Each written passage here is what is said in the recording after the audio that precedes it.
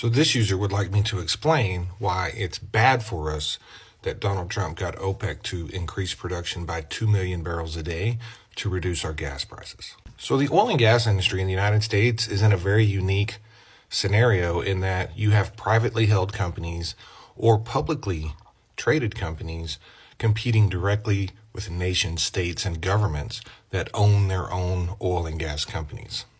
And what that means is U.S. companies cannot compete with them at a very low price level. They're not subsidized by the government to the point where they can literally operate on no revenue.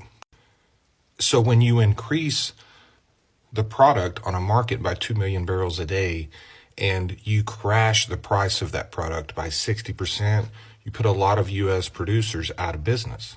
Every industry in the United States is tied to the oil and gas industry. So when you put producers of oil and gas out of business, you put producers of steel out of business, you put producers of manufacturing out of business, you put everybody in harm's way. You also decrease future investment in oil and gas projects, which means production in the United States begins to decline. So what you end up with is an environment where you have low gas prices, which makes demand increase at the exact same time production is falling. And while you temporarily enjoy your low gas prices at the expense of tens or hundreds of thousands of jobs, all you're doing is creating a situation where in the near future, gas prices are going to skyrocket because your production has fallen and demand has gone way up because gas prices are low.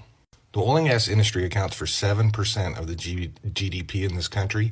Every single state in the United States has industry that is tied to the oil and gas industry, whether they have any oil and gas in their state at all.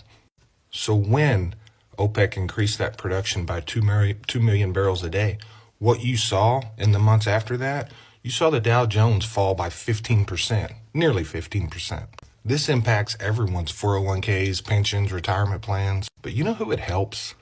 It helps the rich people because they have a lot of money to buy into that low market that just crashed.